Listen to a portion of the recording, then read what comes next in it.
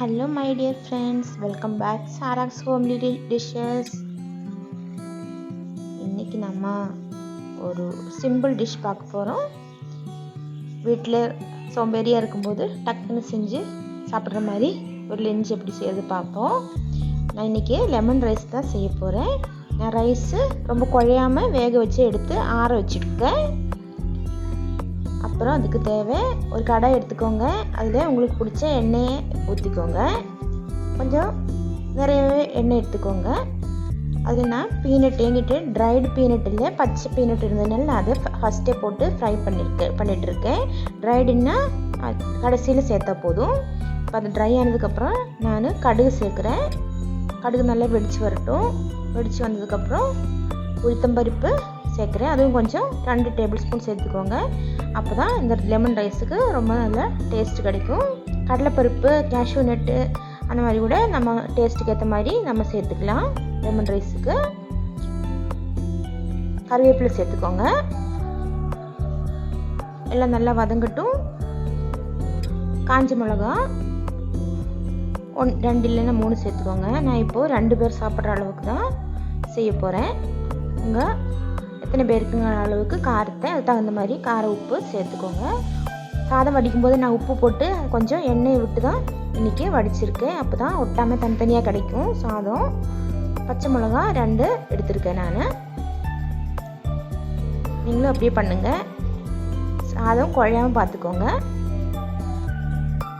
எல்லாம் நல்லா வதங்கியிருக்கு. இந்த டைமில் நம்ம உப்பு சேர்த்துக்கலாம், பெருங்காயத்தூள் சேர்த்துக்கலாம்.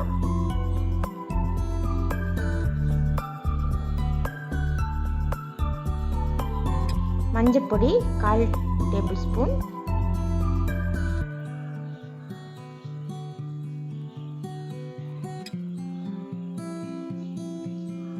உப்பு சாதத்துலேயே உப்பு போட்டிருக்கேன். அதனால் லெமன் ரைஸுங்கிறதுனால லெமன் புளிப்புக்கு ஏற்ற மாதிரி கொஞ்சம் உப்பு தூக்கலாக போட்டுக்கோங்க.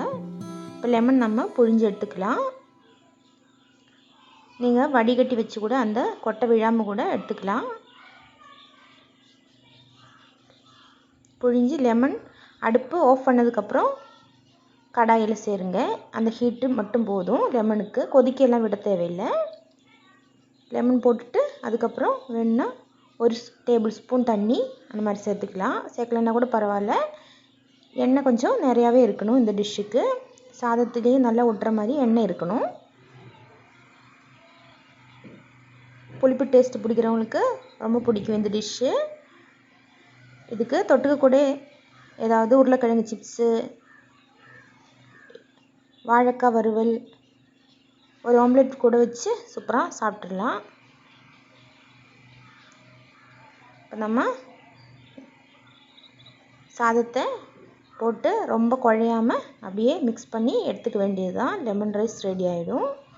அப்போ எல்லாருக்கும் இந்த டிஷ் பிடிச்சிருக்குன்னா லைக் பண்ணுங்கள். இது வரைக்கும் என் சேனல் சப்ஸ்கிரைப் பண்ணலைன்னா எல்லோரும் சப்ஸ்கிரைப் பண்ணுங்கள், சப்போர்ட் பண்ணுங்கள். அப்படியே ஒரு லைக் போடுங்க. பக்கத்தில் இருக்க பெல் ஐக்கனையும் மறக்காமல் ப்ரெஸ் பண்ணிவிடுங்க.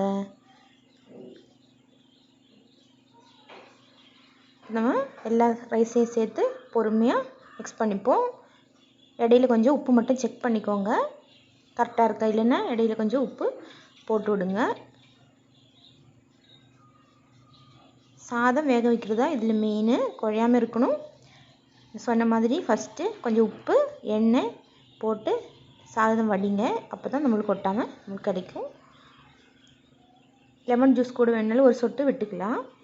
நம்மளுக்கு வேறையே தனித்தனியாக உதிரியாக கிடைக்கணும் ரைஸ். அதுக்காக வேர்க்கடலைக்கு பதிலாக நம்ம கேஷ்யூ நட்டு எல்லாம் கூட சேர்த்துக்கலாம். எனக்கு ரொம்ப பிடிச்சமான ஒரு ரைஸ், வெரைட்டி ரைஸ் இது. எல்லோரும் வீட்டில் ஒரு வாட்டி ட்ரை பண்ணி பாருங்கள். எல்லோரும் பண்ணுறது தான். அப்போது அடுத்த ஒரு சிம்பிள் டிஷ்ஷோடு நான் உங்களை பார்க்குற வரைக்கும் see you. This is from Sarah.